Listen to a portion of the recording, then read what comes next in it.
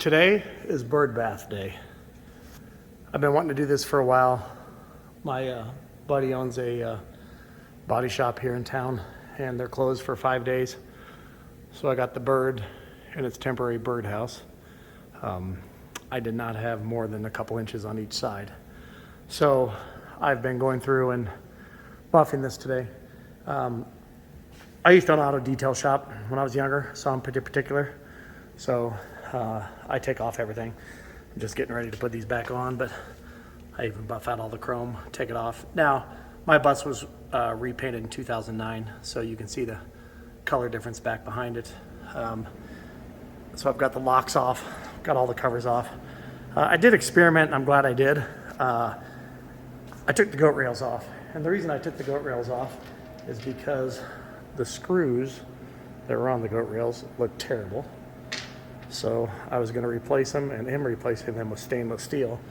So I've had a couple people ask me to send them pictures because they're not really sure what's behind the goat rails. So this is what's behind the goat rails. On these wide bodies, whenever I wash my bus, and I'm pretty particular about my bus, stuff just pours out of these things. And so I don't wash my bus as often as I should when it's in storage. And so it gets some dirt behind those, and it starts to pour out of there when I'm spraying it down. So I've got the goat rails off. These go into metal. Now, behind there, they had some sealant. So when I put these back up, I'm going to die core where the holes are. Some of the holes are also, they've been widened out. So I'm going to have to get some bigger stainless steel bolts to put in there. But in terms of the bus, so I've buffed everything from the rails down, and I call these goat rails, but I know they're scrub rails. I know those are like goat rails up there, but it's a Bluebird. I call everything that's protruding out a goat rail. So I've buffed everything from here down. Now, what am I using? Because this is a time-consuming process. So the government, back in its day, when they had the stainless steel fighter planes, they contracted for a company to make a buffer. And this is called a cyclone buffer. And these are actually made here in Colorado in Longmont, not too far from my house. And so the cyclone buffer is amazing. I can rip through this bus. If I wasn't being as particular as I am, I could rip through this bus in probably about after it was washed, I could get through it in about 6 hours, 6 to 8 hours. I'm being very particular because I'm taking everything off. Like I said, I've got all the locks and stuff removed, cleaned up the diesel cabin there because it's getting diesel fuel everywhere.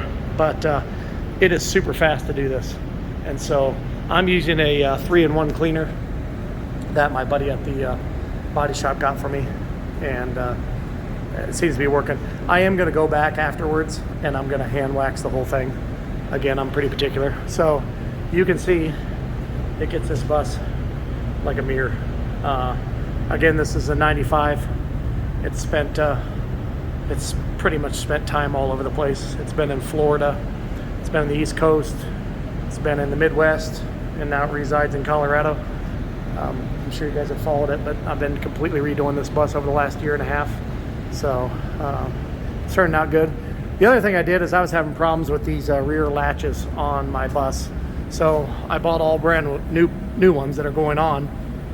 But I noticed up top here, this metal attachment that goes into the fiberglass was screwed up. I mean, it was just rocking back and forth. So I took panel bond.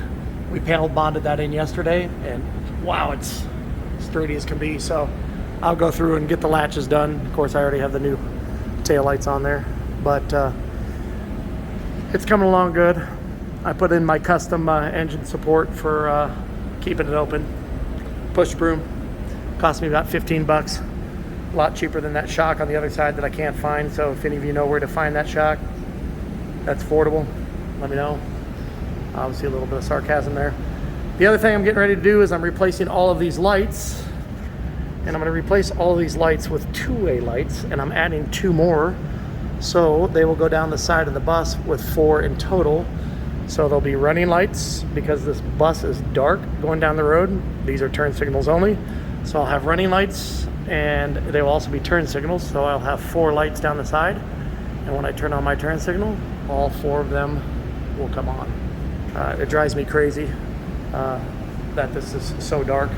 The other thing I'm going to try to do, and I don't know if this is going to work, I'm going to try to polish my aluminum wheels myself. I got some Mother's aluminum polish, and I'll use a little snap-on buffer with a cutting wheel and allow me to get, or excuse me, this is Milwaukee, but get in there and clean them up. So I'll show you guys the progress. There's the goat rails. Again, I call them goat rails, but that's them on the back side. So there's nothing too spectacular about these things. Just gonna get them cleaned up and get them back on there. I've got to take this one off still, but it's coming along.